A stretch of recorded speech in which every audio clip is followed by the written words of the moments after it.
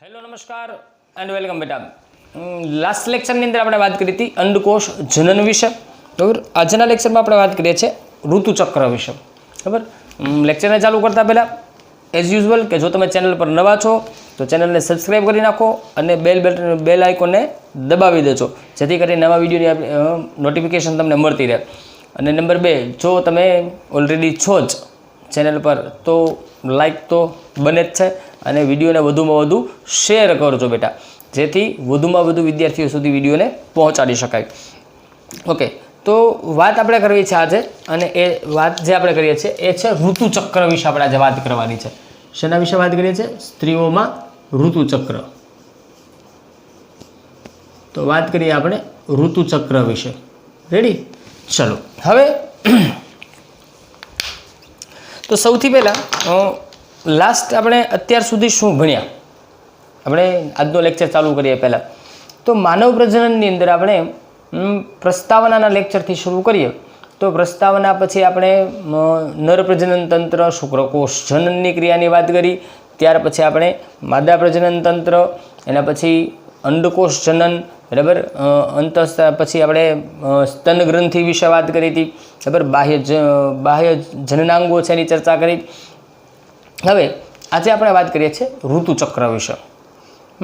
ખાસ અગત્યની વાત એટલા માટે છે કે બરાબર એને આખા લેક્ચરને જોવો જરૂરી છે, કેમ કે ઘણી બધી બાબતો એવી છે એમાંથી ઘણા બધા પ્રશ્નો બનતા હોય છે, બરાબર। અને ખાસ કરીને નીટના લેવલે જે નાના નાના કન્સેપ્ટ હોય છે એને સમજવા જરૂરી છે, એટલે દરરોજ કહું છું એમ નોટબુકને સાથે લઈને બેસજો, અગત્યના મુદ્દાઓને નોંધ કરજો, અને બીજી વાત કે વિડીયોને સ્કીપ કર્યા વગર જોજો, જેથી કરીને તમારા જે બધા જ મુદ્દાઓ છે તમને ક્લિયર થઈ જાય।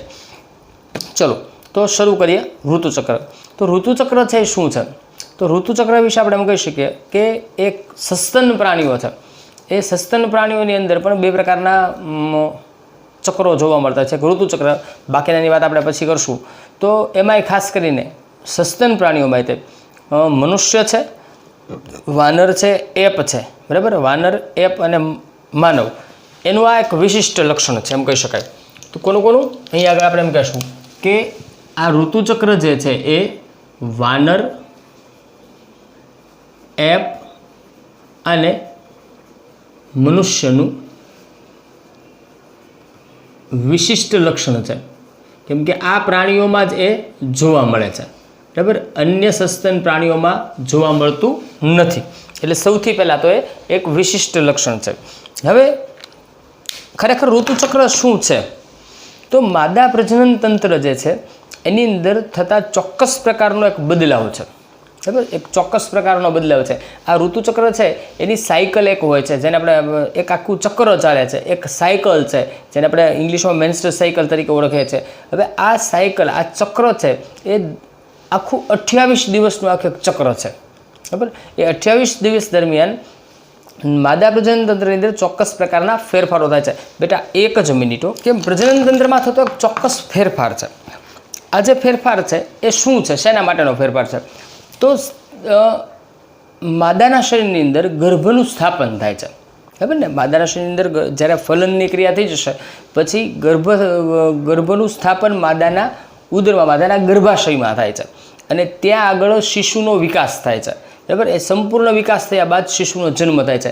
તો ફલનથી લઈ અને શિશુના જન્મ સુધીનો જે શિશુનો વિકાસ છે એ માદાના શરીરની અંદર થાય છે, ગર્ભાશયની અંદર થાય છે। તો એના માટે એની પૂર્વ તૈયારી માટેનો આ એક તબક્કો છે કે જે દર મહિને એના માટે માદાનું શરીર તૈયાર થાય છે, અને જો ફલિત ગર્ભ મળે તો ગર્ભનું સ્થાપન થાય, અને જો ફલિત ગર્ભ ન મળે તો એ ગર્ભાશયના જે થયેલા ફેરફારો છે એ બધી જ રક્તવાહિનીઓ તૂટે અને એ માસિક સ્ત્રાવ અથવા તો ઋતુસ્રાવ સ્વરૂપે એ જે વધારાનું રક્ત છે શરીરની બહાર નિકાલ પામતું હોય છે એ મૃત અંડકોષની સાથે।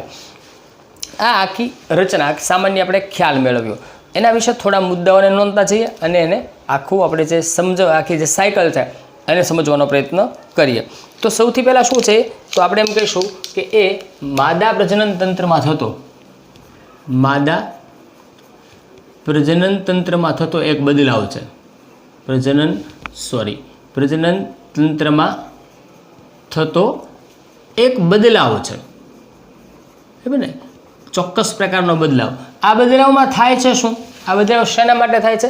તો આ બદલાવ છે એ ફલન અને ગર્ભસ્થાપન છે ફલનની ક્રિયા અને ગર્ભસ્થાપનની ક્રિયાના માટેની પૂર્વ તૈયારી છે. બરાબર, તો આપણે એમ કહીશું કે એ ફલન અને ગર્ભસ્થાપન માટેની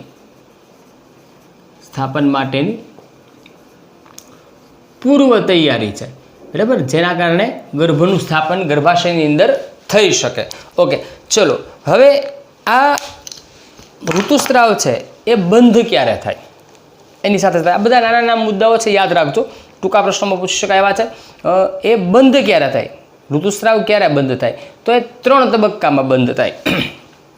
નંબર 1 કે જ્યારે ગર્ભસ્થાપન થાય ત્યારે, એટલે કે ગર્ભાવસ્થા દરમિયાન જ્યારે અંડકોષનું શુક્રકોષ દ્વારા ફલન થઈ જાય, ગર્ભનો વિકાસ થાય અને ગર્ભ છે ગર્ભાશયની અંદર સ્થાપિત થાય. બરાબર, તો એ સમય દરમિયાન જ્યારે શિશુનો વિકાસ ગર્ભાશયમાં ચાલુ હોય છે એ સમય દરમિયાન ઋતુસ્રાવ થતો નથી. નંબર 1. નંબર 2, બીજી વાત કરીએ તો પ્રસૂતિ બાદ બાળકોનો જન્મ થઈ જાય, પ્રસૂતિ થઈ જાય ત્યારબાદ જ્યારે દુગ્ધસ્રવણ કાળ હોય છે એ સમયકાળ દરમિયાન પણ ઋતુસ્રાવ થતો નથી. અને નંબર 3 કે જ્યારે મેનોપોઝ દરમિયાન, એટલે કે મેનોપોઝ પછી ઋતુસ્રાવ છે એ કાયમી સ્વરૂપે બંધ થાય છે. બરાબર, આ 3 બાબતો છે કે જે સમય દરમિયાન ઋતુસ્રાવ થતો નથી. તો આપણે અહીં આગળ એમ કહી શકીએ કે સૌથી પહેલાં અહીં આગળ એમ કહીએ ગર્ભાવસ્થા દરમિયાન.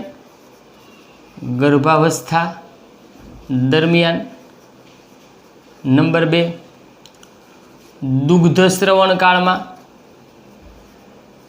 દુગ્ધસ્રવણ કાળ અને મેનોપોઝ દરમિયાન સંપૂર્ણ, અહીં આગળ સંપૂર્ણ, પછી ક્યારેય ઋતુસ્રાવ થાય નહીં. બરાબર, આ બંને પરિસ્થિતિ એવી છે, ગર્ભાવસ્થા પૂર્ણ થશે, બરાબર, દુગ્ધસ્રવણ કાળ પૂર્ણ થશે એટલે ફરી પાછો ઋતુચક્ર ચાલુ થશે, પરંતુ મેનોપોઝ બાદ સંપૂર્ણપણે એ બંધ થાય છે. તો આ સમય દરમિયાન ઋતુસ્રાવ બંધ થાય છે. બરાબર, આ ટૂંકમાં મેં લખ્યું છે એટલે તમને 3 મુદ્દાઓ યાદ રહે. આ 3 પરિસ્થિતિમાં ઋતુસ્રાવ થતો નથી. ક્યારે ગર્ભાવસ્થા દરમિયાન, દુગ્ધસ્રવણ કાળ દરમિયાન અને મેનોપોઝ દરમિયાન એ સંપૂર્ણપણે બંધ થાય છે. બંને પરિસ્થિતિમાં સંપૂર્ણ બંધ થતો નથી. હવે અહીં આગળ શું વાત છે તો સંપૂર્ણપણે છે મેનોપોઝની વાત આપણે કરી તો મેનોપોઝમાં સંપૂર્ણપણે કેમ બંધ થાય છે? તો ધીમે ધીમે આપણા અંતઃસ્ત્રાવો જે છે, તમને એક બીજા ઉદાહરણ દ્વારા સમજાવું એટલે આઈડિયા આવશે. આપણે એવું શીખ્યા છે કે ગ્રોથ હોર્મોન જે છે એ ગ્રોથ હોર્મોન આપણા શરીરને જે હાઇટ, એની ઊંચાઈ માટે જવાબદાર કોણ છે? ગ્રોથ હોર્મોન છે, જેના કારણે આપણી હાઇટ વધે છે. બરાબર, આપણા શરીરનો વિકાસ થાય છે. ઓકે, હવે વિચારો બેટા કે ગ્રોથ હોર્મોનનો સ્ત્રાવ સતત ચાલુ રહેતો,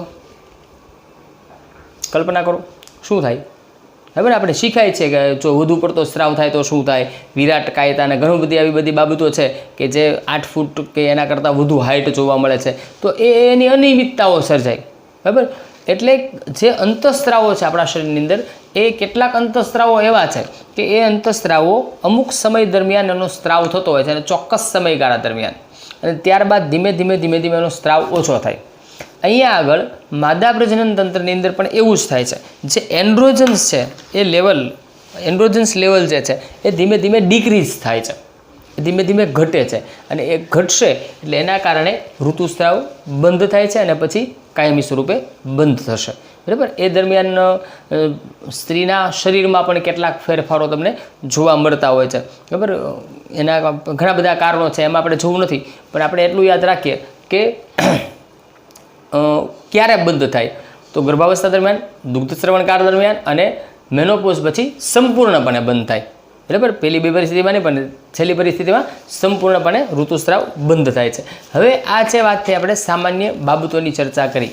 હવે જે આપણે વાત કરવાની છે એ ઋતુસ્રાવ થાય છે કઈ રીતે એને આપણે સમજવાનો પ્રયત્ન કરશું. બરાબર, તો ઋતુસ્રાવની જે વાત છે એની અંદર આપણે એને જુદી રીતે સમજવાનો પ્રયત્ન કરીએ.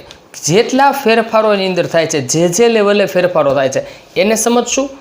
એક ચાર્ટ તમારી ટેક્સ્ટ બુકમાં આપ્યો છે, એ ચાર્ટને આપણે આગળ વધારશું ધીમે. એ ચાર્ટ થ્રુ પણ સમજશું અને આપણે થિયરિકલ રીતે પણ એને સાથે સાથે સમજવાનો પ્રયત્ન કરશું, બરાબર. તો અહીંયા આગળ આપણે પહેલાં કામ કરીએ. જે દિવસો છે, બરાબર ને, આ જે ઋતુસ્રાવ છે એ 28 દિવસ છે. જો બેટા 28 દિવસ એ એવરેજ છે. બાયોલોજીની અંદર જ્યારે તમે ભણીએ છીએ ત્યારે બધા જે સમયગાળા હોય છે એવરેજ હોય છે, બરાબર. એટલે એનો અર્થ એવો નથી કે બધા જ દરેક સ્ત્રીમાં એ 28 દિવસનો જ સમયગાળો હોય ઋતુસ્રાવનો, બરાબર. એવું પણ બની શકે 26 દિવસ 27 દિવસ પણ હોઈ શકે અને એ ત્યાંથી લઈ 26-27 દિવસથી લઈ અને 31 દિવસ સુધીની આ સાયકલ હોઈ શકે છે, બરાબર. એટલે એ ફિક્સ નથી, પણ એવરેજ 28 દિવસને આપણે ગણતરીમાં લેતા હોઈએ છીએ. ઓકે, આપણે અહીંયા કઈ બાબતો જોવી છે? તો અહીંયા આગળ કેટલા ફેરફારો થાય પહેલાં તો જો સમજો. આપણે એને પહેલાં સમજી લઈએ, પછી આપણા ચાર્ટ ઉપર જઈએ, બરાબર. તો સૌથી પહેલાં તો નંબર 1 ગર્ભાશયની અંદર ફેરફાર થાય છે. જો હું બોલું છું એક ગર્ભાશયમાં ફેરફાર થાય છે. બીજું અંડપિંડ છે એના અંતસ્રાવોમાં ફેરફાર થાય છે. ત્રીજી વાત કરીએ તો અંડપિંડની અંદર કેટલાક ફેરફારો થાય છે. અને ચોથી વાત કરીએ તો અંતઃસ્રાવી પ્રક્રિયા એની સાથે જોડાયેલી છે. એટલે આપણે કેટલી વસ્તુ જોવી પડે? તો નંબર 1 આપણે જોવું પડશે ગર્ભાશયમાં કયા ફેરફાર થાય છે. નંબર 2 બીજી વાત કરશું અંડપિંડના જે અંતઃસ્રાવો છે એની અંદર શું ફેરફાર થાય છે. અંડપિંડની અંદર આ ફેરફારોના આધારે અંડપિંડમાં કઈ ઘટનાઓ બને છે એને સમજવી પડશે, બરાબર. અને એની સિવાય કે જે અંતઃસ્રાવો છે એ એમાં શું ભાગ ભજવે છે એને પણ આપણે સમજવું પડશે, બરાબર. તો આ બધી જ બાબતોને આપણે એક સાથે અહીંયા આગળ ચાર્ટમાં સમજશું, આ બાજુ થિયરિકલ પોઈન્ટ્સને સમજીએ, બરાબર. તો ચલો પહેલાં આપણે એક કામ કરીએ કે એનો જે સમયગાળો છે સમયગાળાને અનુસાર આપણે એક ચાર્ટ બનાવીએ છીએ. કેના આધારે બનાવીએ છીએ? સમયગાળાના આધારે ચાર્ટ બનાવીશું અને પછી એને ધીમે ધીમે આગળ વધારી અને સમજવાનો પ્રયત્ન કરીએ. તો સમયગાળો છે એ 3 તબક્કાઓ છે ખરેખર. ઋતુસ્રાવના આપણે તબક્કાઓ કેટલા લઈશું? 3. પહેલો 3 થી 5 દિવસનો, પછીનો તબક્કો છે એ 6 થી 14 દિવસનો અને પછી 15 થી 28 દિવસનો. એટલે આ તબક્કાઓમાં આપણે એની વાત કરશું. ઓકે, ચલો. તો અહીંયા સૌથી પહેલાં આપણે જે વાત કરીએ છીએ છેલ્લેથી લખી નાખું એટલે જગ્યા છે એની મને થોડો આઈડિયા આવી જાય, બરાબર. તો સૌથી પહેલાં છેલ્લે જે લખીએ છીએ આપણે 15 થી 28 દિવસ. તો એ તબક્કો આપણે અહીંયા લઈએ. 15 થી 28 દિવસનો તબક્કો છે, બરાબર. આ 15 થી 28 દિવસ એના માટે એક સરસ મજાનું અહીં આગળ આપણે એને આટલી સ્પેસ આપી દઈએ 15 થી 28 દિવસવાળાને. આ 15 થી 28 દિવસની સ્પેસ છે, બરાબર. પછી એના પહેલાં તો એ આવશે 6 થી થોડું આ બાજુ લઈ લઉં 6 થી 14 દિવસ, એને આટલી સ્પેસ આપી દઈએ, બરાબર. આટલી સ્પેસ એને આપીએ છીએ અને પછીનો જે તબક્કો છે એને અહીંયા લઈ લઈએ, બરાબર. અહીંયા સમજીએ એ છે 3 થી 5 દિવસ. 3 થી 5 દિવસ. તો આ જે સમયગાળો છે સમયગાળા દરમિયાન કયા કયા ફેરફારો કયા વિભાગમાં થાય છે એને આપણે સમજવાનો પ્રયત્ન કરશું. ચલો, રેડી? કઈ જગ્યાએ કયા કયા ફેરફારો થાય છે એને સમજવાના છે. તો નંબર 1 સૌથી પહેલાં તો જે ફેરફાર થાય છે ગર્ભાશયમાં, બરાબર. તો એને અહીંયા લખીએ ભાઈ ગર્ભાશયમાં થતા ફેરફાર. તો અહીંયા આગળ હું ખાલી ગર્ભાશય લખું છું, તો અહીંયા આપણે લઈશું ગર્ભાશયમાં થતા ફેરફાર. ચલો, ગર્ભાશયના ફેરફાર માટે આટલી જગ્યા છોડી દઈએ, બરાબર. આ ગર્ભાશયના ફેરફાર માટે અહીંયા ગર્ભાશયના ફેરફારો કરશું. પછી અંડપિંડના અંતઃસ્રાવો.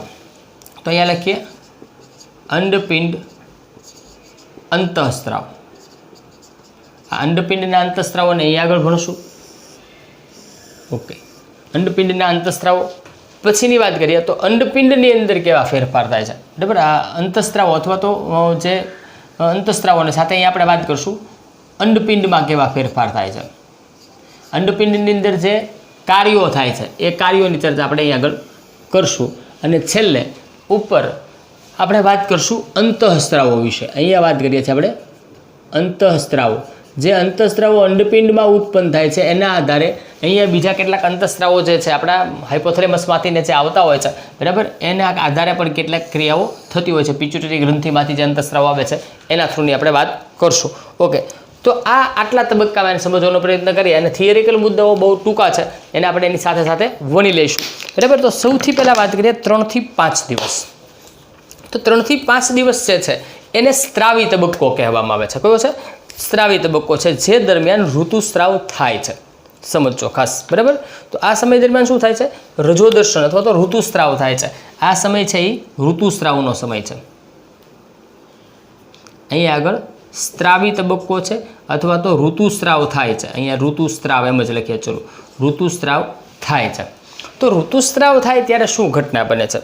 તો ગર્ભાશયની જે દિવાલ ગર્ભસ્થાપન માટે તૈયાર થયેલી હતી, બરાબર, ફલિત ગર્ભને પ્રાપ્ત કરવા માટે તૈયાર થયેલી હતી, એ દિવાલ ધીમે ધીમે ધીમે તૂટે છે, બરાબર, અને એ રક્ત પ્રવાહ સ્વરૂપે શરીરની બહાર યોનિ દ્વારા નિકાલ પામે છે. તો આ પરિસ્થિતિમાં શું થાય છે? ગર્ભાશયની દિવાલ તૂટે છે. તો એને આપણે અહીંયા દર્શાવીએ કે ભાઈ દિવાલ જે બનેલી હતી એ દિવાલ અહીંયા આગળ ધીમે ધીમે ધીમે ધીમે શું થાય છે? તૂટે છે. અહીંયા આગળ તૂટી ગઈ દિવાલ, બરાબર. આ સમય દરમિયાન શું થાય છે? શેના કારણે તૂટે છે? અને એ તૂટે છે એટલે શું થાય? તો કે ઋતુસ્રાવ થાય છે, બરાબર છે, રક્તસ્રાવ થાય છે, શરીરની બહાર નિકાલ પામે છે. ક્યારની વાત થઈ? આ કયા તબક્કાની વાત કરીએ છીએ આપણે? 3 થી 5 દિવસ દરમિયાન. ઓકે, હવે અહીંયા આગળ વાત કરીએ તો એ સમય દરમિયાન જે પ્રોજેસ્ટેરોન છે એનો સ્ત્રાવ ખૂબ જ ઓછો હોય છે. આપણે વાત કરીએ છીએ આગળ પ્રોજેસ્ટેરોન, બરાબર. તો પ્રોજેસ્ટેરોનનો સ્ત્રાવ છે એ ખૂબ જ ઓછો છે. રેડ લાઈન દર્શાવું છું બેટા, એ પ્રોજેસ્ટેરોન માટે છે. અહીંયા લખી નાખું. ચલો લખીએ. પ્રોજેસ્ટેરોન. આ પ્રોજેસ્ટેરોનનો સ્ત્રાવ છે કેવો હોય છે? ઓછો હોય છે. હવે પ્રોજેસ્ટેરોનનો સ્ત્રાવ ઓછો હોય એટલે એ ઓછા પ્રોજેસ્ટેરોન જે છે એ આપણી પિચ્યુટરી ગ્રંથિ છે એને એ ઉત્તેજિત કરશે. શેના માટે? જો ઓછો પ્રોજેસ્ટેરોનનો સ્ત્રાવ ઓછો થાય એટલે પિચ્યુટરી ગ્રંથિ છે એ ઉત્તેજિત થાય અને ફોલિકલ સ્ટિમ્યુલેટિંગ હોર્મોનનો સ્ત્રાવ કરશે. જો બરાબર સમજજો, હું જેટલું કહું છું એને સમજવાનું છે ખાસ. આપણે 3 થી 5 દિવસના તબક્કાની વાત કરીએ છીએ. કદાચ એવું લાગશે તો હું તમને હજી આ મુદ્દાઓ છે, એક કામ કરજો બેટા, એવું કામ કરો, હું આને છે ને સ્ક્રીનશોટ લઈ લેજો, સાઈડમાં આવી જાઓ, એટલે પછી આને આપણે કાઢી નાખીએ અને આખો જે ઋતુસ્રાવ છે ને અહીંયા હું તમને લખી પણ આપીશ, બરાબર. એટલે આને પહેલાં લખી નાખજો. હવે જ્યારે હું લખીશ ત્યારે સાફ કરીને સીધું 3 થી 5 દિવસવાળો તબક્કો અહીંયા લખીશ. સ્ક્રીનશોટ લેવો હોય તો લઈ લેવાની છૂટી, 1 મિનિટ બાજુમાં આવી જાઓ. ચલો 1 2 3 4 5 ગો. ચલો હવે પ્રોજેસ્ટેરોનનો સ્ત્રાવ આપણે વાત કરીએ એમ ઓછો થયો. પ્રોજેસ્ટેરોનનો સ્ત્રાવ ઓછો થાય એટલે એ કોને ઉત્તેજન આપશે? પિચ્યુટરી ગ્રંથિને. પિચ્યુટરી ગ્રંથિમાંથી એફએસએચનો સ્ત્રાવ થાય. તો આપણે અહીંયા આગળ લખીએ. જો પ્રોજેસ્ટેરોન છે તો એને રેડ પેનથી જ દર્શાવું છું. તો પ્રોજેસ્ટેરોન એનો સ્ત્રાવ ઓછો થાય બેટા, સ્ત્રાવ ઓછો થાય. ઓકે, ચલો, એનો સ્ત્રાવ ઓછો થાય એટલે એની અસર કોના ઉપર થશે? તો કે પિચ્યુટરી ગ્રંથિ પર. કોના પર અસર થશે? પિચ્યુટરી ગ્રંથિ પર. અહીંયા આપણે પિચ્યુટરી ગ્રંથિના આના દ્વારા દર્શાવીએ. પિચ્યુટરી ગ્રંથિ, બરાબર. આ જે પિચ્યુટરી ગ્રંથિ છે એના ઉપર એની અસર થશે. જો આપણે જુદી જુદી માર્કર જુદા જુદા અંતઃસ્ત્રાવો માટે વાપરશું એટલે તમને એક્ઝેક્ટ આઈડિયા આવે, બરાબર. અહીંયા રેડ માર્કર વાપરી છે. હવે આપણે એફએસએચની વાત જ્યારે આવશે ત્યારે ઇસ્ટ્રોજન આવશે તો ઇસ્ટ્રોજન માટે અલગ માર્કરનો ઉપયોગ કરશું, બરાબર. અને એલએચની જ્યારે વાત આવશે તો એલએચ માટે અલગ માર્કર વાપરશું એટલે તમને એક્ઝેક્ટ આઈડિયા આવે કે કયા અંતઃસ્ત્રાવો કેવી રીતે વર્ક કરે છે. ઓકે, તો અહીંયાથી શું થશે? આ પિચ્યુટરી ગ્રંથિ જે છે એ પિચ્યુટરી ગ્રંથિમાંથી એફએસએચનો સ્ત્રાવ થાય. શેનો સ્ત્રાવ થશે? FSH એટલે કોણ? Follicle stimulating hormone. કોનો સ્ત્રાવ થાય છે? ફોલિકલ સ્ટિમ્યુલેટિંગ હોર્મોનનો સ્ત્રાવ થાય. આ જુઓ ક્યારની વાત છે પહેલાં સમજજો. તો 3 થી 5 દિવસની આપણે વાત કરી, બરાબર. 3 થી 5 દિવસની વાત પૂરી થઈ છે. 5 દિવસ પૂરા થયા, હવે આપણે 6ઠા દિવસમાં પ્રવેશવાનું છે. પણ 6ઠા દિવસમાં પ્રવેશીએ એની પહેલાં આ વસ્તુઓ છે એને અહીંયા નોંધી લઈએ, બરાબર. પછી આપણે આગળ જઈએ. ચલો નંબર 1. તો અહીંયા આગળ પહેલાં આને ભૂસી નાખું છું. કદાચ જો કોઈને સ્ક્રીનશોટ લેવાની આળસ થઈ હોય તો હવે થોડું બેક જઈ અને સ્ક્રીનશોટ લઈ લેજો. ચલો બેટા, હવે સૌથી પહેલાં જે આપણે વાત કરીએ છીએ કયો તબક્કો છે? 3 થી 5 દિવસ. હેશટેગ એટલે 3 થી 5 દિવસ. 3 થી 5 દિવસનો તબક્કો છે. 3 થી 5 દિવસના તબક્કાની અંદર શું થશે? સોરી. ચલો, તો સૌથી પહેલાં અહીં આપણે એમ કહેશું તો એ ઋતુસ્ત્રાવનો તબક્કો છે. ટૂંકમાં લખો છો બેટા, ઋતુસ્ત્રાવ થાય છે. બરાબર, શેનાથી? અને એટલે ઋતુસ્રાવ થાય છે એનું કારણ કે ગર્ભાશયની દિવાલ તૂટે છે. કારણ કે ગર્ભાશયની દિવાલ તૂટે છે. આ ટૂંકમાં લખું છું બધું, બરાબર, તમને આમ આઈડિયા પછી એના આધારે આવી જશે. ગર્ભાશયની દિવાલ શા માટે તૂટે છે એનું કારણ છે કેમ કે ફલિત અંડકોષ એને પ્રાપ્ત થયો નથી. ઓકે, ગર્ભાશયની દિવાલ તૂટશે અને એ સમયે શું હશે? તો આ સમયે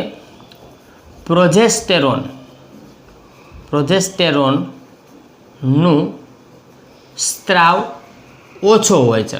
એનો સ્ત્રાવ ઓછો હોય છે. હવે આ સ્ત્રાવ ઓછો હોય એટલે જેથી, તો એમ કહીશું, જેથી પિચ્યુટરી ગ્રંથિમાંથી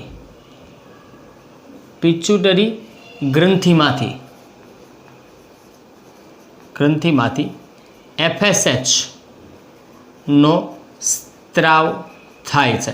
આ કાર્યો ક્યારે થાય? 3 થી 5 દિવસના તબક્કામાં. જેવો FSH નો સ્ત્રાવ થાય, ચલો, FSH નો સ્ત્રાવ થાય એટલે શું થશે? FSH ના સ્ત્રાવ વિશે આપણે શીખ્યા હતા. આપણે અંતઃસ્ત્રાવી તબક્કાને, અંતઃસ્ત્રાવી જે અસરો થાય છે આપણા માદા પ્રજનન તંત્રમાં, એની મેં તમને વાત કરી હતી કે જે ઓલી પુટ્ટિકાઓ છે એ પુટ્ટિકાઓ છે એનો વિકાસ થવાનો શરૂ થાય. યાદ છે ને? એ ધીમે ધીમે એનો વિકાસ થાય છે. અને વિકાસ થશે એટલે શું થશે? તો એ સમય દરમિયાન ઇસ્ટ્રોજનનું લેવલ હાઈ થશે. FSH નો સ્ત્રાવ છે એ ઇસ્ટ્રોજનના લેવલને હાઈ કરશે. તો અહીં આગળ શું થશે? ઓલી પુટ્ટિકાઓ બનવાની શરૂ થશે. જે પ્રાથમિક પુટ્ટિકાઓ હતી એનો વિકાસ થવાનો શરૂ થાય. એટલે પરિસ્થિતિ શું સર્જાય? આપણો જે પ્રાથમિક પૂર્વ અંડકોષ જે આપણે ભણતા હતા એ, બરાબર ને, અહીં આગળ એ પુટ્ટિકાઓનો ધીમે ધીમે વિકાસ ચાલુ થાય.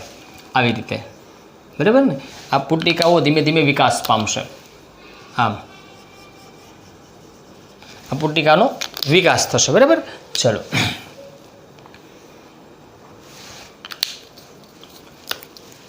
એનો વિકાસ ચાલુ થઈ જશે. એના જે લેયર્સ બનવાના છે એ શરૂ થઈ જશે. બરાબર, એ લગભગ આપણે કમ્પ્લીટ ચલી ગુહાવાળીને એવી રચના અત્યારે બનાવતા નથી. આપણને આઈડિયા આવે એટલા માટે છે. FSHના સ્ત્રાવને કારણે હવે શું થયું છે? તો ઇસ્ટ્રોજન લેવલ હાઈ થશે. શું થશે? ઇસ્ટ્રોજનનું લેવલ ધીમે ધીમે વધશે. એટલે આ વિકાસની પ્રક્રિયા આગળ વધશે. તો અહીં આગળ આપણે ઇસ્ટ્રોજન લેવલને દર્શાવીએ. રેડ લીધી હતી ને ઓલા માટે, તો આપણે આના માટે બ્લુ માર્કર લઈ લઈએ ઇસ્ટ્રોજનનું લેવલ દર્શાવવા માટે.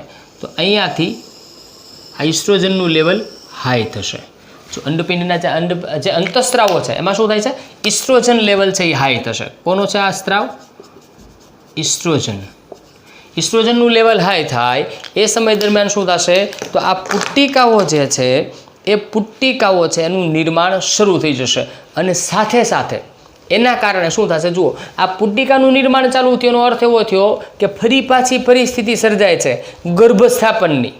હવે ગર્ભસ્થાપનની પરિસ્થિતિ ક્યારે? કેમ કે આ પુટ્ટિકા બનશે, પુટ્ટિકાનો વિકાસ થશે ને પુટ્ટિકા છે એ વિકાસ પામી અને પછી વિકાસ પામીને એમાંથી અંડકોષ મુક્ત થશે ને અંડકોષ મુક્ત થાય, એ મુક્ત થાય એટલે પાછી ફલન થવાની શક્યતા છે. તો એના માટે ગર્ભાશય તૈયાર થઈ જવું જોઈએ.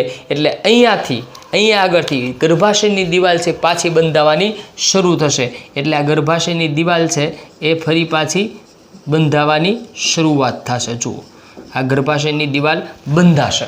બરાબર, ગર્ભાશયની દિવાલ છે ફરી પાછી બંધાવાની શરૂઆત થશે.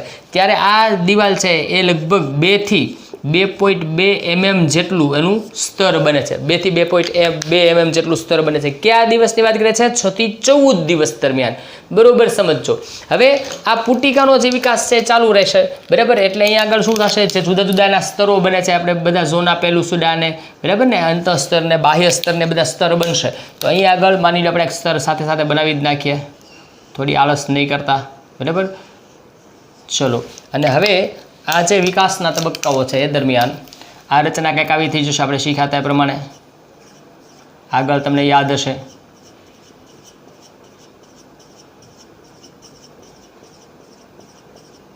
બરાબર, ચલો. અંતઃસ્તર, બાહ્ય સ્તર, એનો વિકાસ કમ્પ્લીટ થઈ જશે. ઇસ્ટ્રોજનના લેવલની સાથે સાથે એનો વિકાસ થતો જશે. અને અને એક્ઝેક્ટ અહીંયા આગળ આપણે એક કામ કરીએ, વધારાની એક લાઈન બનાવી નાખું બેટા. અહીંયા આગળ એક વધારાની લાઈન બનાવું છું. આ લાઈનને ભૂસી નાખું થોડી અને થોડી જગ્યા કરી નાખીએ. મારે થોડું એને અલગ દર્શાવવું છે એટલા માટે. અહીંયા આગળ બરાબર. અને આ જે છે આ આપણો 14મો દિવસ છે. શા માટે જુદો પાડ્યો હમણાં સમજાવું છું. 14મો દિવસ, આ 6 થી 13 ગણજો, આ 14મો બરાબર. તો આ 14મા દિવસે શું થશે? 14મા દિવસે એક્ઝેક્ટ આ 14મા દિવસે આમાંથી અંડકોષ છે એ મુક્ત થશે, જેને આપણે અંડકોષ પાતની ઘટના કહીએ છીએ. શું કહે છે આપણે એને? અંડકોષ પાતની ઘટના. તો 14મા દિવસે શું થયું? ત્યાં આગળ અંડકોષ મુક્ત થાય એટલે પરિસ્થિતિ શું સર્જાણી અહીંયા આગળ સમજીએ. ચલો, અહીંયા આગળ અંડકોષ મુક્ત થઈ જશે. તો આ અંડકોષ મુક્ત થયો. ચલો,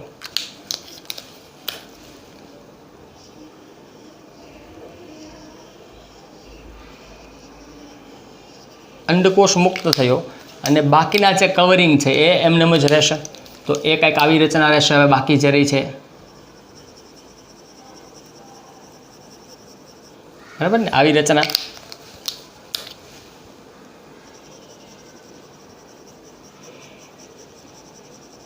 ઓકે, તો અંડકોષ એ મુક્ત થઈ જાય છે. હવે અંડકોષ મુક્ત થાય ક્યારે મુક્ત થાય? યાદ રાખજો ખાસ, 14મા દિવસે બરાબર.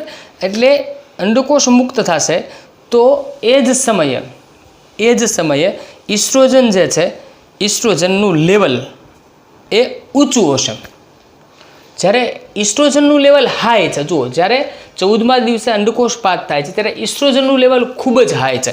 એટલે આ લેવલની વાત કરીએ છીએ આપણે. જુઓ, ઇસ્ટ્રોજનનું ઊંચું લેવલ બરાબર, આ ઊંચું લેવલ છે.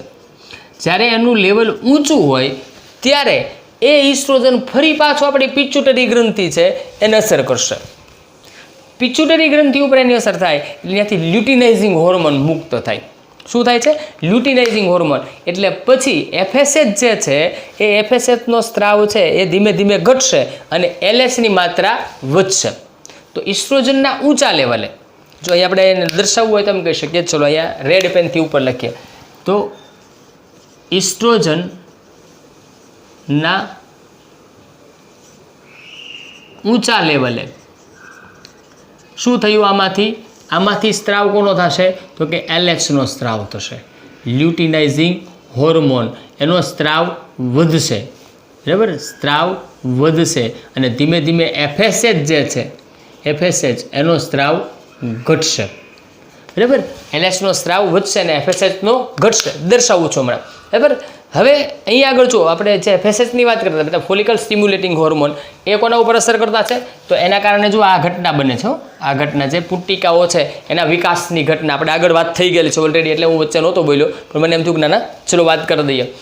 બીજી વાત, કદાચ જો આમાં એવું લાગતું હોય તો એક વખત આગળનો લેક્ચર જે છે એને જોઈ લેજો, કેમ કે આવી મેં વાત ઓલરેડી કરેલી છે. જ્યારે માદા પ્રજનન તંત્રની વાત કરતા ત્યારે મેં તમને કીધું કે અંતઃસ્ત્રાવો જરૂરી છે, ત્યારે મેં તમને વાત કરી હતી. તો એને જોઈ લેજો કદાચ કોઈ વિદ્યાર્થી નવા હોય તો. હવે શું થયું છે એના કારણે શું થાય છે? જો એલએચનો સ્ત્રાવ વધશે એટલે અહીંયા આગળ એલએચ જે છે એનો સ્ત્રાવ શરૂ થાય અને એલએચનો સ્ત્રાવ શરૂ થાય બરાબર ને, એની વાત કરીએ છીએ. જુઓ, હવે અહીંયાથી શું થશે? એલએચનો સ્ત્રાવ, સોરી બ્લુ નહીં પણ માર્કર ચેન્જ કરી નાખું અને બ્લેક લઈ લઉં છું બરાબર, બ્લેક માર્કર. તો અહીંયાથી એલએચનો સ્ત્રાવ વધશે બરાબર. એલએચ આ લ્યુટિનાઇઝિંગ હોર્મોન જે છે એનો સ્ત્રાવ વધશે. હવે એલએચનો જ્યારે સ્ત્રાવ વધે એટલે શું થશે? તો જે આ અંડકોષ મુક્ત થઈ જાય પછી વધેલો આ જે ભાગ છે એ કાર્પસ લ્યુટિયમની અંદર રૂપાંતરિત થશે. એમાંથી શું બનશે? એને આપણે શું કરીએ છીએ? Corpus luteum. યાદ રાખજો, એ શું છે? Corpus luteum. જો આ કોર્પસ લ્યુટિયમ જે છે એનું બહુ અગત્યનું કામ છે. કોર્પસ લ્યુટિયમ, સોરી લ્યુટમ લખાઈ ગયું છે, કોર્પસ લ્યુટિયમ. કોર્પસ લ્યુટિયમનો સ્ત્રાવ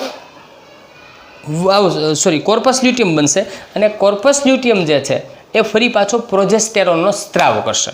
કોર્પસ લ્યુટિયમમાંથી શેનો સ્ત્રાવ થાય? પ્રોજેસ્ટેરોનનો. આ કોર્પસ લ્યુટિયમ છે, ચલો આપણે એને દર્શાવીએ યોગ્ય રીતે. આ કોર્પસ લ્યુટિયમ છે એમાંથી શેનો સ્ત્રાવ થાય છે? પ્રોજેસ્ટેરોનનો. જો પાછો પ્રોજેસ્ટેરોન આવ્યો, હવે પાછો એને યાદ કરવાનો છે. આગળ હતો ને એ ફરી પાછો અહીંયા હાજર થાય છે. પ્રોજેસ્ટેરોનનો સ્ત્રાવ આવ્યો. હવે સમજો આ પ્રોજેસ્ટેરોનનો સ્ત્રાવ આવે છે. અહીંયા પ્રોજેસ્ટેરોન અહીં આપણે અટકાવ્યો હતો, હવે પાછું આપણે એને આગળ વધારીએ છીએ. હમણાં ક્યારથી વધશે? તો જુઓ અહીંયા સુધી એ સ્ટેબલ છે. આ બધી સ્થિતિમાં કેવો છે? સ્ટેબલ છે. અહીંયા આગળ સ્ટેબલ. આ પ્રોજેસ્ટેરોન જેવો લ્યુટિનાઇઝિંગ હોર્મોનનો સ્ત્રાવ આવે એટલે આ કોર્પસ લ્યુટિયમ છે એની અંદરથી પ્રોજેસ્ટેરોન બનવાનું શરૂ થાય, એટલે પ્રોજેસ્ટેરોન છે એનું લેવલ વધશે. ઓકે, ચલો, તો આ લેવલ છે ધીમે ધીમે કેવું થશે? અપ થશે. પ્રોજેસ્ટેરોનનું લેવલ કેવું થશે? અપ થશે. ક્લિયર થાય છે? જો માની લો, તો સમજો આ લેવલ કેવું થઈ જશે? એનું અપ. આ પરિસ્થિતિમાં માની લો ફલન થાય. માની લો ફલન થાય તો પેલી વસ્તુ એ છે, જો સોરી એક મુદ્દો રહી ગયો વચ્ચે, કે આ કોર્પસ અહીંયા પ્રોજેસ્ટેરોનનો સ્ત્રાવ વધ્યો તો એના પરિણામે શું થશે? આપણી આ જે ગર્ભાશયની દિવાલ છે હજુ વધી જાડી બનશે. બરાબર? અને ત્યારે એનું સ્તર કેટલું હશે? લગભગ 4 થી 5 mm જેવું. કેટલું? 4 થી 5 mm. 4 થી 5 mm જેવું સ્તર એ બની જશે. અહીંયા તો 2.2 mm, 2 થી 2.2 mm, અહીંયા 4 થી 5 mm નું સ્તર બની જાય. હવે માની લો કે આ ક્યારની પરિસ્થિતિની વાત કરી કે આપણે જો જે અંડકોષ છે એનું ફલન થઈ જાય તો શા માટે એવું બની ગયું? કેમ કે તો 4 થી 5 mm તો જે ફલિત અંડકોષ છે એનો વિકાસ થશે અને ગર્ભનું સ્થાપન ગર્ભાશયની અંદર થઈ જશે. પણ માની લો કે ફલન ન થાય તો? નેક્સ્ટ બીજો મુદ્દો. હવે અહીંયાથી આપણે આગળ આવીએ તો ફલન ન થાય તો આ જે કોર્પસ લ્યુટિયમ છે એ કાર્પસ આલ્બિકન્સમાં રૂપાંતરિત થશે. કાર્પસ લ્યુટિયમનું રૂપાંતર શેમાં થાય છે? કાર્પસ આલ્બિકનમાં. તો જો આ ફલન થાય, અહીંયા આગળ ફલન થાય, આ ફલન ન થાય, બરાબર ને? આપણે નીચે દર્શાવશું. ચાલો, તો અહીંયા લખીએ કે કાર્પસ આલ્બિકન. માર્કર લાલ વપરાઈ ગઈ છે, કાંઈ વાંધો નહીં. કાર્પસ આલ્બિકનમાં રૂપાંતર થાય અને તો શું થાય? તો આ પ્રોજેસ્ટેરોનનો જે સ્ત્રાવ છે એ નીચે તરફ ગતિ કરશે. બરાબર? એનો સ્ત્રાવ ઘટી જશે. સ્ત્રાવ નહીં થાય પરંતુ સ્ત્રાવ ઘટી જશે. તો પરિસ્થિતિ શું સર્જાય? આ સ્ત્રાવ છે એ આ બાજુ આમ નીચે તરફ ગતિ કરશે, આમ. બરાબર? હવે સ્ત્રાવ ઘટ્યો. બરાબર? ક્યાં પહોંચ્યા આપણે? 28મા દિવસે.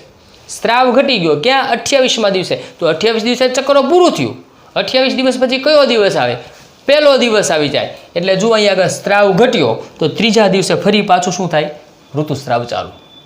ક્લિયર થાય છે? બરાબર? પણ જો માની લો, આપણે વાત કરી હતી ને કે પણ માની લો કે જો સ્ખલન થઈ ગયું તો ઋતુસ્રાવ થતો નથી, આપણે આગળ વાત કરી હતી, તો ત્યારે ગર્ભાશયની દિવાલ જાડી જ બનેલી રહેશે અને એમાં ગર્ભનું સ્થાપન થઈ જશે, શિશુનો વિકાસ થશે, બાળકનો જન્મ થશે. ક્લિયર થાય છે? તો આ આખું આપણું કમ્પ્લીટ ઋતુચક્ર છે. આશા રાખું છું બધાને ક્લિયર હશે. કદાચ મુદ્દાઓની જરૂર છે બેટા? ચલો એક કામ કરીએ, ફટાફટ લખી જ નાખીએ તો પ્રોબ્લેમ નહીં. બરાબર ને? તો નેક્સ્ટ બીજું જે લેવલ છે એ આપણું છે 6 થી 14 દિવસ. 6 થી 14 દિવસની અંદર આપણે ટૂંકા મુદ્દાઓ લખશો બધા જ બેટા. 6 થી 14 દિવસની અંદર જે છે મુદ્દાઓ બધા ટૂંકમાં અને ફટાફટ લખશું. તો સૌથી પહેલાંની અંદર જો અહીંયાથી શરૂ કરીએ, અહીંયાથી 6 થી 14 દિવસ શું થાય છે? તો ગર્ભાશયની દિવાલ છે એ જાડી બને છે. તો સૌથી પહેલાં આપણે એમ કહીએ, બ્લુ માર્કર લઈ લઉં છું. અહીંયા એમ કહીશું ગર્ભાશયની દિવાલ કેવી રીતે લખાય? આના આધારે જાડી બને. બરાબર? કેટલી? તો કે 2 થી 2.2 mm જેવી. રેડી? પાકું? ઓકે, ચલો ઉપર આવો. શું થાય છે? ઇસ્ટ્રોજનનો સ્ત્રાવ વધુ થાય. બરાબર? આપણે આ FSHનો સ્ત્રાવ થઈ ગયો હતો ત્યાં સુધીની વાત કરી હતી. બરાબર? ઇસ્ટ્રોજન લેવલ ઊંચું આવે. ઇસ્ટ્રોજન લેવલ કેવું થશે? હાઈ થશે, ધીમે ધીમે ઊંચું આવશે. ઓકે, પછી નેક્સ્ટ વાત કરીએ આગળ. તો શું થાય છે? એ સમય દરમિયાન આ પુટ્ટિકાનું નિર્માણ થાય અને પુટ્ટિકાનું નિર્માણ નહીં કરે, પુટ્ટિકાનો વિકાસ અને 14મા દિવસે, આ ખાસ યાદ રાખજો, 14મા દિવસે અંડકોષપાત અથવા તો અંડપાત પણ આપણે એને કહીએ છીએ, અંડકોષપાત. ક્લિયર? એટલે જો અહીંયા સુધી આ બધાની વાત થઈ ગઈ. 6 થી 14 દિવસમાં કઈ કઈ ઘટનાઓ બની? ઇસ્ટ્રોજન લેવલ ઊંચું ગયું, પુટ્ટિકાઓનો વિકાસ થયો અને 14મા દિવસે અંડકોષપાતની ઘટના અસ્તિત્વમાં આવી. અંડકોષપાત થાય એટલે તરત LHનો સ્ત્રાવ આવશે. ક્યાં પહોંચ્યા આપણે? 15 થી 28 દિવસ. ચલો, 15 થી 28 રેડી. શું થશે? LHનો સ્ત્રાવ, લ્યુટિનાઇઝિંગ હોર્મોનનો સ્ત્રાવ આવશે. રેડી? હવે LHનો સ્ત્રાવ થાય, બરાબર, એટલે શું થશે? જે ઓલી પુટ્ટિકા છે જે બાકી રહી હતી એ કોર્પસ લ્યુટિયમ, બરાબર, કોર્પસ લ્યુટિયમ જે છે એ લ્યુટિયમ ફલન થાય તો પ્રોજેસ્ટેરોન, જો પ્રોજેસ્ટેરોન તો બને જ છે, પણ પ્રોજેસ્ટેરોન એ છે એનું, પ્રોજેસ્ટેરોન છે એનું નિર્માણ સ્તર જળવાશે, બરાબર, જો ફલન થાય તો. અને જો ફલન ન થાય, અહીં આપણે એમ લખીએ, ફલન ન થાય તો કોર્પસ લ્યુટિયમ છે એનું શું થાય? તો આપણે કીધું તો કોર્પસ આલ્બિકનમાં એનું રૂપાંતર થાય. શેમાં થાય? કોર્પસ આલ્બિકનમાં રૂપાંતર થાય. અને એમાં જો એનું રૂપાંતર થાય તો પ્રોજેસ્ટેરોન લેવલ ઘટે અને ફરી ઋતુસ્ત્રાવ થાય, બરાબર. જો અહીં આગળ જળવાશે તો ગર્ભસ્થાપન થશે, બરાબર ને, ગર્ભસ્થાપન થશે. અને જો આ લેવલ ઘટે પ્રોજેસ્ટેરોનનું તો ફરી પાછો ઋતુસ્ત્રાવ થશે. ક્લિયર થઈ જાય? બહુ જ ટૂંકા મુદ્દામાં લખાવવાનો પ્રયત્ન મેં તમને કર્યો છે, બરાબર. તો આ વાત થઈ છે એની આપણી કમ્પ્લીટ ઋતુચક્રની વાત થઈ. ઓકે, આપણે જે વાત કરતા તો સસ્તન પ્રાણીઓ છે બધા, ખાસ વાત કરી લઈએ. વચ્ચે વચ્ચે નાનકડા મુદ્દાઓ છે અહીંયા વચ્ચે લખીને તમને કહી દઈશું, કેમ કે એક બે બાબતો છે મને વાત કરવાની જરૂરી લાગે છે એટલા માટે. તો આપણા જે સસ્તન પ્રાણીઓ છે એની અંદર આવા બે ચક્રો જોવા મળે છે. એકને આપણે મેન્સ્ટ્રસ સાયકલ કહીએ છીએ અને બીજાને આપણે ઇસ્ટ્રસ સાયકલ તરીકે ઓળખીએ છીએ, બરાબર. તો ઇસ્ટ્રસ સાયકલ શેમાં છે? તો કે આ વાનર, એપ અને મનુષ્ય એની સિવાયના જે સસ્તન છે, વાનર, એપ અને મનુષ્ય એની સિવાયના બધા સસ્તન છે એની અંદર શું મળે છે? ઇસ્ટ્રસ સાયકલ. આ ઇસ્ટ્રસ સાયકલ છે એના 3 પ્રકાર છે. કેટલા પ્રકાર છે? 3 પ્રકાર છે. એક છે મોનોઇસ્ટ્રસ. જો ઇસ્ટ્રસ સાયકલ, ઇસ્ટ્રસ સાયકલ છે, બરાબર, એના 3 પ્રકાર છે. એક મોનોઇસ્ટ્રસ, બરાબર, પાછળ ઇસ્ટ્રસ લાગશે, પછી ડાઇસ્ટ્રસ અને પોલિઇસ્ટ્રસ, બરાબર. તો મોનો એટલે શું? તો મોનો એટલે એક, ડાય એટલે બેન, પોલી એટલે એક કરતાં, બે કરતાં વધુ. આ તો યાદ રહે ને, બરાબર. તો મોનોઇસ્ટ્રસ સાયકલ જેમાં જોવા મળે છે એ એવા સજીવો છે કે જે વર્ષમાં એક જ વખત એમાં ગર્ભધારણની શક્યતાઓ હોય. એક જ વખતે આ સાયકલ આ સાયકલ છે એ ચાલે આખા વર્ષમાં, અને આખા વર્ષમાં એક વખત પોતે ગર્ભધારણ કરી શકે છે. ડાયસ્ટ્રસમાં શું હશે? એ એવા સજીવો છે કે જેની અંદર એક વર્ષમાં 2 વખત એ લોકો ગર્ભધારણ કરી શકે. જ્યારે પોલિઇસ્ટ્રસ એવા છે કે જે 2 કરતાં વધુ વખત ગર્ભધારણ કરી શકે. ઉંદર જેવા જે પ્રાણીઓ છે 1 કરતાં વધુ વખત પોતે ગર્ભધારણ કરી શકે છે. વાત કરીએ આપણે મોનોશિયસની, તો એની અંદર મોટાભાગે કૂતરા છે એવા જે પ્રાણીઓ છે એમાં આવે છે, બરાબર. તો એ વર્ષમાં 1 વખત ગર્ભધારણ કરી શકતા હોય છે, બરાબર. તો આ વાત યાદ રાખજો. આજે વાત કરીએ શા માટે વચ્ચે લાવ્યો છું સમજજો. આજે લાવ્યા છે આપણે સસ્તન પ્રાણીઓની અત્યારે વાત કરીએ છીએ. તો સસ્તન પ્રાણીઓ જે છે એની અંદર મેન્સ્ટ્રસ સાયકલ એટલે આ દર મહિને ચાલતી સાયકલ છે.